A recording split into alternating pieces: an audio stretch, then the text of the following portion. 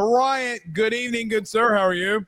Blake, I can't believe we both go hatless second straight week in a row. I like the slick back, and I like what LSU baseball is doing, man. Thanks for keeping me and all of us informed. If I was not a married man, I'd say I was slicking the hair back to get these pitches. That's what I'd say. Okay, I guess that joke did not land the way that I intended it to. Did. Out of anything that I've ever heard you say, I did not think female dog was coming out. But yeah, man, that slick back hair, man, that'll get the your boys like 7 pounds away to get the 300 mark. Let's go. Trying to lose that weight, baby. Anyway, proud of you. You know who we all should be proud about, and it's kind of interesting. We and you talked about this. You know, we got to get to Harold Perkins. I got to save that for just a moment here. Carter, I got a problem with college football at the current moment. I hate this new college football playoff format. Oh, man. Couldn't agree more. And I thought you were going to tell me I was an idiot. No, and we rarely agree on the larger issues. Like, I hate expansion. And the thing that excited me the most about this last college football playoff season, and I know you and I strongly disagree on what I'm about to say, Ole Miss was the best team I saw with my eyes last year. Now, playoff Ohio State was better, but that previous to the playoff, that team was so good, Ole Miss. But I like the fact that they were punished for basically shit in the bed for 3 games. They lost their 3 close games. They beat everybody else by double digits, and they were left out. You expand the playoff, they're probably getting in. And I want the regular season to still matter. I was one of those that said, hey, the regular season will get devalued. Well, with the 12-team playoff, it really didn't as much as we thought it would. But if you keep expanding it, it's going to get to the point where it is, It did devalue it. Can I tell you how? Yeah, let's hear it. Ole Miss may have tripped up, but they did something that Clemson couldn't do. They beat Georgia. You know, it's funny. We talk about games on the field mattering. You want to do auto bids? South Carolina and Clemson in this scenario means absolutely nothing then. Nothing. You're right. It means nothing. I am of the opinion that it feels participation trophy-esque to me to not try to get the best 12 to 16 teams into the playoff, because the SEC was down. I think we all agreed that this past year the SEC was down. What happens when it's not? What happens when they don't have a historically down year? What happens if 2023 happens and you have 3 or 4 teams such as Missouri, Ohio, Ole Miss, and Alabama that are, or was it Alabama or whoever it was, whoever the third team was, maybe Tennessee. I forget the team. No, it wasn't Tennessee. Georgia was left out. Yeah. What happens then? Now, in this scenario, I understand that you get 4 auto bids, but it doesn't solve the South Carolina issue. Think about this. Georgia, Texas, Bama, Tennessee, Ole Miss. That's 5. So basically, if you're doing auto bids, you're leaving out Ole Miss, who beat Georgia, which Clemson could not, and you're leaving out South Carolina, who beat Clemson on the field. It is absolutely ridiculous to me that we think just because the ACC, well, they're just in a conference, so we should let them in. Yeah. I promise you this. Go look at any year. This is going to happen every year in expansion if you do auto bids. It will happen. Yeah, I strongly disagree with you there because, look, so let me ask you this. Are you saying that Arizona State shouldn't have got in over – No, because they had 2 losses to very, very, very bad teams. Teams that also went above, one that went below 500 and the other one that went a game above 500. Right? Yeah. Like it's different losing to a team like I forget who they lost to, so spare me here. I want to say it was I forget who it was. It doesn't matter. They didn't lose to an LSU like South Carolina. The Ole Miss lost to an LSU. Okay. Well, okay. Like why don't we have a judgment there? And Carter, here would be my thing here. My thing here would be this. How can you disagree with it when it plays out on the field? How can we justify leaving out a South Carolina team with a close record, with a higher strength of schedule, beating 4 of the last 5 opponents that were ranked? They played on the field. Yeah. All right. So this was always told to me about the playoff from some of my media buddies who have sat in there. Like, strength of schedule just doesn't matter as much. It doesn't make it right. Yeah. I was just sharing that because I've never been in that room. Like, I watched a lot of Big 12 football today. I put together a pretty big Shedeur Sanders. I'm putting together a pretty big Shedeur Sanders team for my NFL channel. And it really was a not great conference. No. So the 2 teams I just looked it up was Cincinnati and Texas Tech. And Cincinnati did not have a winning record. Yeah, and Texas Tech got blown out by Arkansas, albeit in a bowl game. The Big 12, I watched, I was like, man, this is not good. But I am still fine, Blake, with one bid. I'm still fine with it because it makes them a part of the grand thing, right? But we can say that we don't want college football to just be the SEC and the Big Ten, right? Now, I would like that because you cover everything on Ruffino and Joe. I just do the SEC. It would benefit me if it was more. Well, then it's something that just benefits you. Like, I mean, there comes a point in time, though. There comes a point in time. I hear everybody say, I don't want it to be just the Big Ten and the SEC. Well, I got a little bit of a newsflash for you. There were other people that were saying we don't want this sport to be geographical. Well, then tell Lincoln Riley to get off his lazy ass and go lock down the state of California and not miss 18 of the top 20 recruits in the state. Yeah, but I'm with you. Okay. Carter, like, you can, but here's the thing, though. I'm fine with one auto bid. But it's not going to be one. It's not one. They have half of the voting power. The group of 5, Notre Dame, the Big 12, and the SEC equal the Big 10 and the SEC when it comes to voting power. This time they didn't, and why the vote went to 3-2 and why they had to concede to 2 auto bids to the ACC and the Big 12. They lost. Notre Dame voted against them. Why in the good world are we allowing the lower tier schools to run the sport?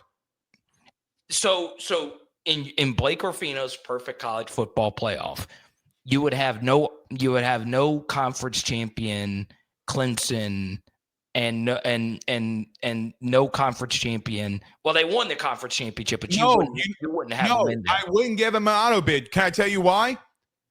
Because I'm not going to live in a one-year prism of college football when Kansas State, that's 9-3, goes into a Big 12 title game and knocks off a team that's undefeated. So then that team, Kansas State, who's 10-3 at that point, would then be above Texas, would then be above South Carolina or Arkansas, or Alabama or Ole Miss. Yeah. No, it's stupid. Yeah, I'm fine with them not getting a higher seed, like with Boise State getting the 3 seed. But, Blake, I'm fine with them having one slot to make that conference. But Carter, we can't live in La La Land.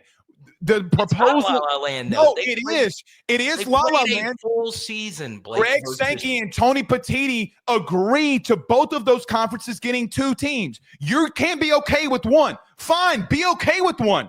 But SMU, Boise State, and Arizona State, who's going to feel justified, even though Texas is a yard away from beating Ohio State, it's not justified.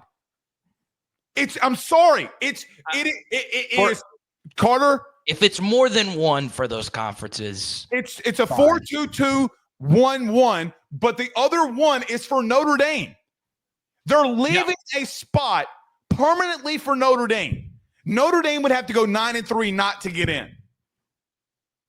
That's crazy. So I didn't know that. I've kept up with some of Ross Dellinger's reporting. I didn't read that, so I guess I just glossed over it. Carter, they are getting 2 auto bids permanent. The agreed deal that they're going to come to is the Big 12 and the ACC getting 2 auto bids. Are we that stupid? Okay, so I'm with you. Only one for them, not 2. I'm with you on that. I'm totally with you on that. It's ridiculous. And here's the problem that bothers me. Carter, you leave out. Let's play out the 2023 season as an example. Let's make it personal to LSU fans.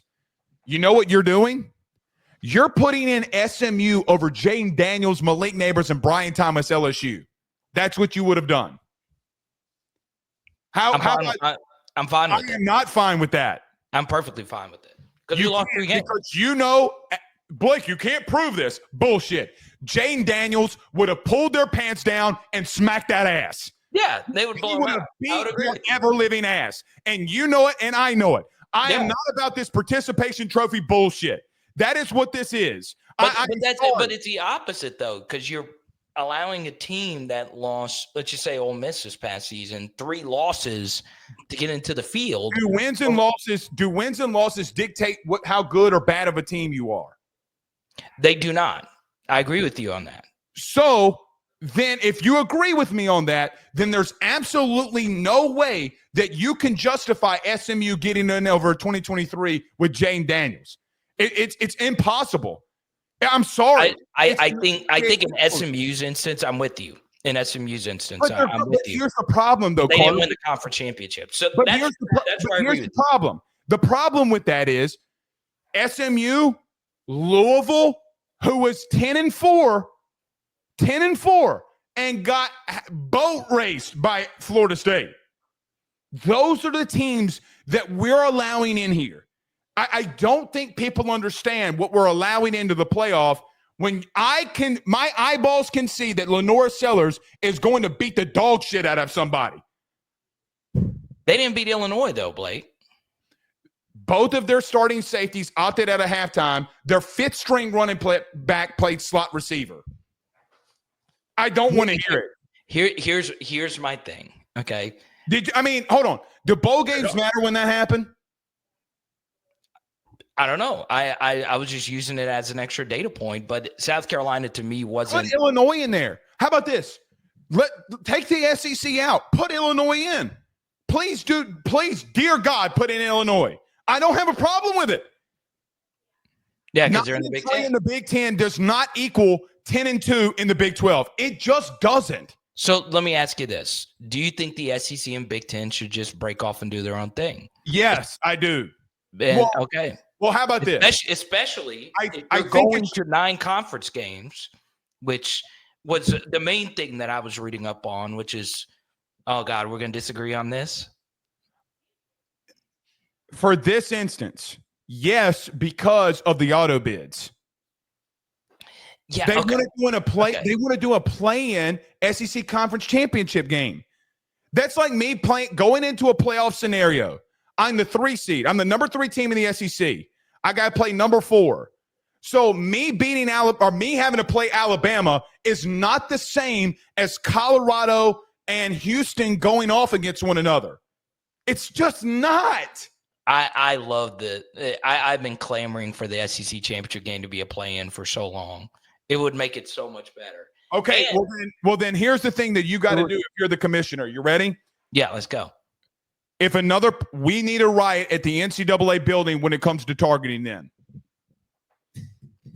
Why targeting? I'm here. Because you're talking to me about player safety and you're kicking a player out of the game and then you're suspending them for a half. So you wanted to tell me that targeting had everything to do with player safety. Did they not? Yeah, they did.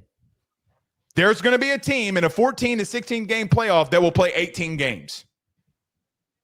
Just for newsflash, you do know that if Texas would have beaten Ohio State, they would have played 17 games this year.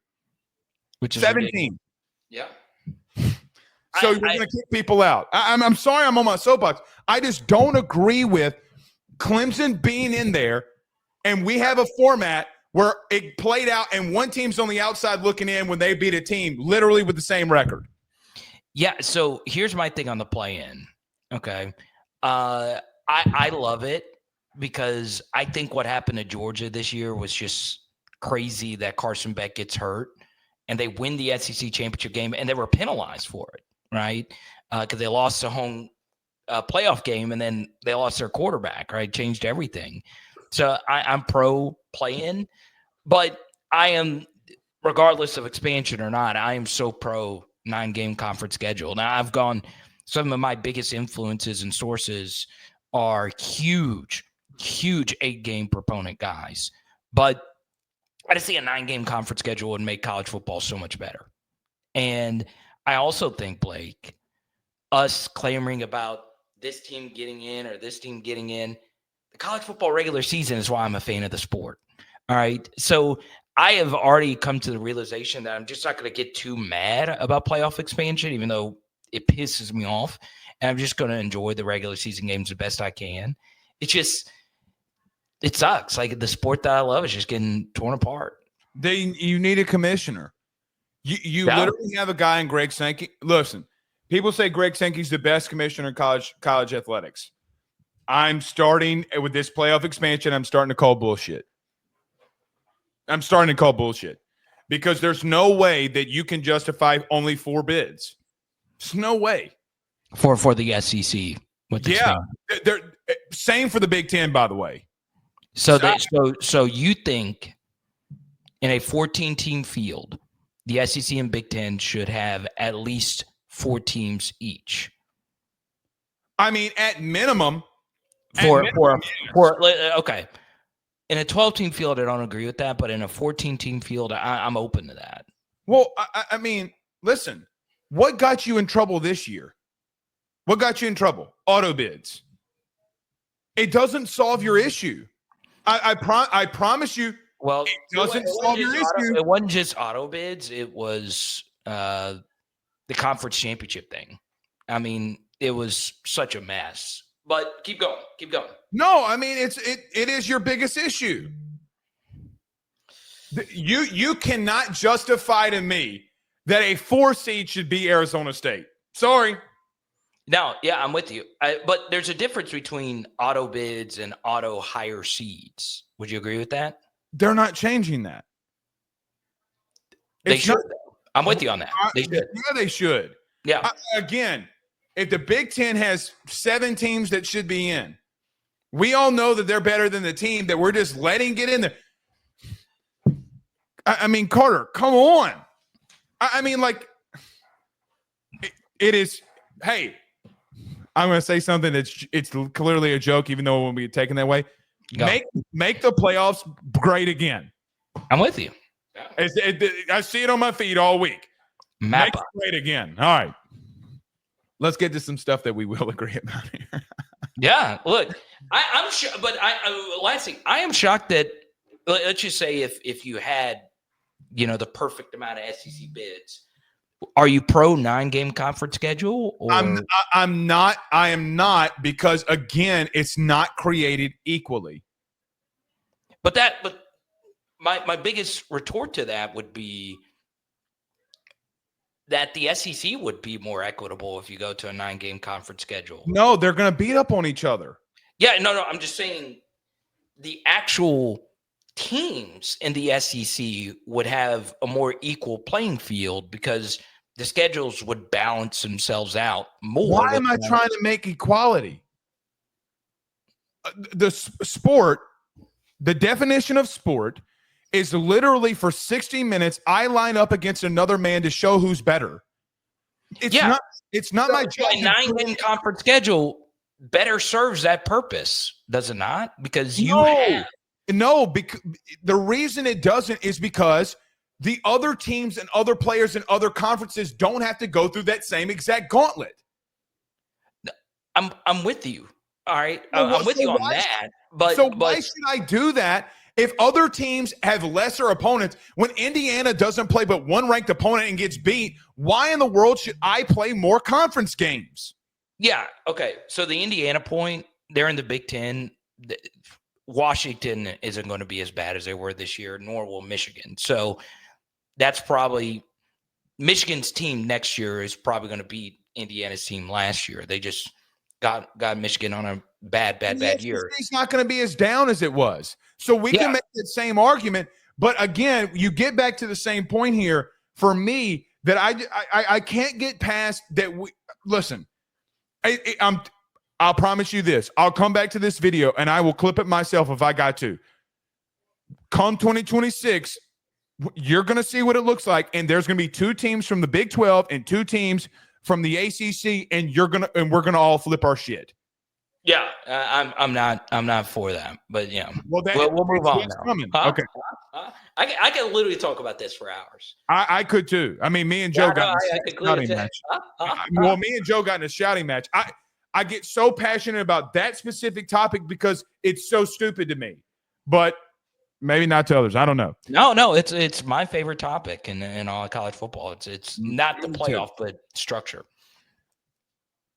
Me and you have talked about this exact thing multiple times that we're about to talk about next. Call me Blake Stradamus, okay?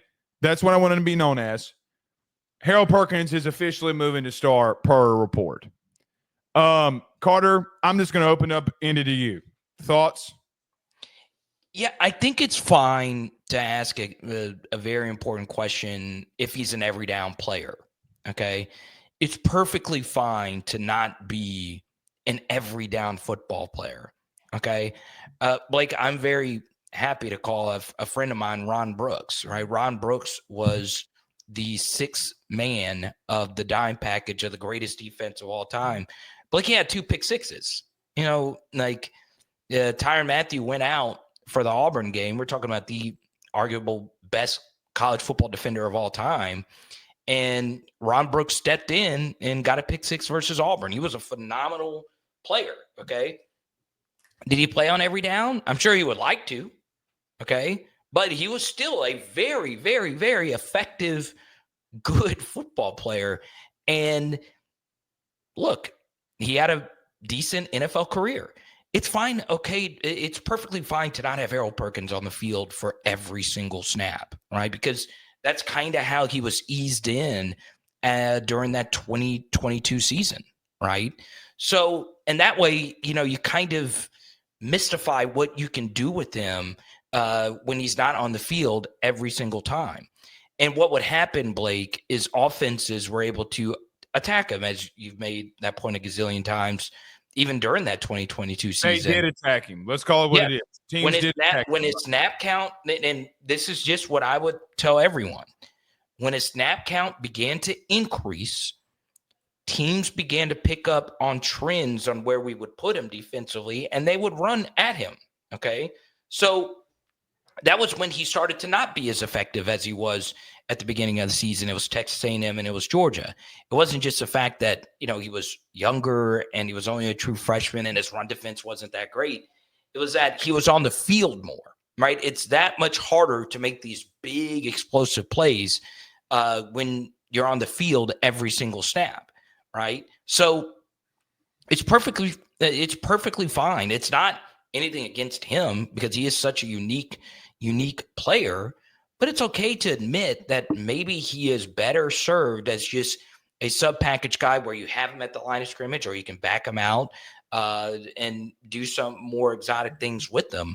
But the simple truth is this, Blake, when he was on the field every single snap, the LSU defenses over the past couple of seasons just haven't been good. And all of that's not on him. All of that is not on him at all. I've been one of his biggest defenders, but it's just simple truth. It is hard to play defense when you're trying to mold a guy into this or that, when what he did spectacularly as a true freshman was being at the line of scrimmage and making plays as a pass rusher. So I understand I rambled there for a little bit, but I think that would, if Blake Baker were to ask me, and I went deeper into this in my live stream earlier. You can go watch it for yourself. But if Blake Baker were to ask me what I would do as someone who's watched every single snap, done film studies and all of it, I would just lighten the workload for him and not force him to just be an every down player.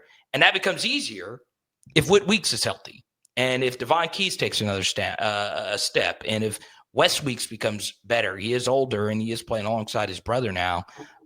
So if those things were to happen, it would make life a lot easier on Harold Perkins as well. Yeah, I agree. Well, listen, the reason that I think it's unique personally is because of how much you sent Major Burns a year ago. And I don't think that they wanted to send Major on blitzes because I don't think they trusted him to be in the right place at the right time. When he was in the right place in the right time, he made the plays. I mean, Ole Miss is the game that I think of when he had the 2 sacks. The thing that the only pushback that I'd have of not putting him in there every play is I don't think he's that bad when you can make man-to-man look like quarters or quarters to look like man-to-man and you're putting him in zone. I think you can be unique with him because you're sending blitzes with that position 51% of the time per PFF. Did Major Burns come on a blitz? Early downs he came, third downs he came. So there comes a point in time where you're asking me exactly what I want from him. That would be the only pushback that I'd have. The interesting thought about what you're saying, though, is where I do agree.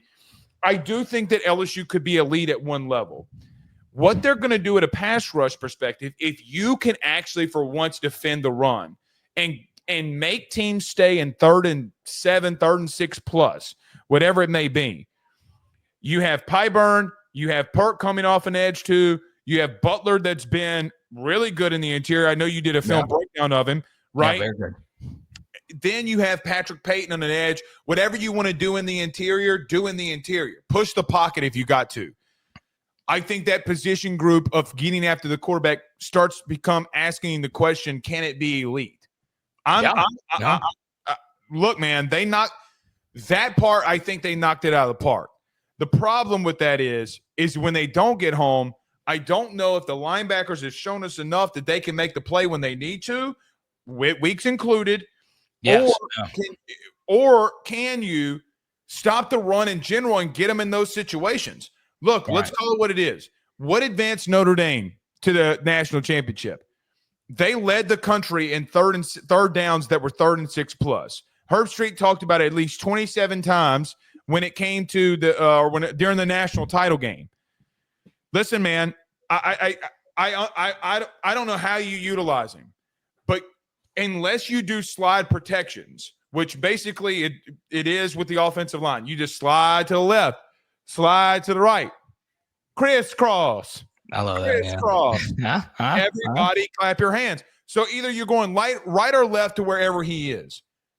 Your teams don't really do that a lot anymore, which then puts him on a tight end or puts him on a running back that's going to be protecting or he's coming free. Pause. But that's the part where I think that because of the play caller that you have and how many times you're sending that position, that's where I start asking the question or having the thought. Let me not say ask the question. I start having the thought of, holy shit. Like, they could. They could be sexy. So, I listen. Here's the thing, though. We're not going to see him until fall. So now you see a backup of what that position can look like, and I have no idea who's going to be there. That's a whole nother question to ask. Yeah, and Blake, this is where getting into the weeds of what the star is. Is it nickel? Is it this or whatever? Tamarcus Cooley, man, he's a different player, but he played a lot of nickel corner. He wasn't really a safety for NC State, and his nickel corner play was really good. Now, did he have some tough reps? Did he have a few more tough reps than I would have liked to have seen? Yeah, I mean, there's a few hiccups here and there, but man, he was a really good football player, and he was very effective in that kind of nickel role, which kind of overlaps with a star, if you will. It just depends on what you want to do, and obviously depends on what the offense is doing. But I think they're going to want to try and see what they can do with Cooley at safety. I don't know. We'll see. But the good news is, and I know you're way more plugged in than I am, but I spoke to someone yesterday about Mansour Delane. You've talked about this. Say it. We haven't even talked about this off air. Yeah, I mean, they really do think he's a real deal. They really, really, really do.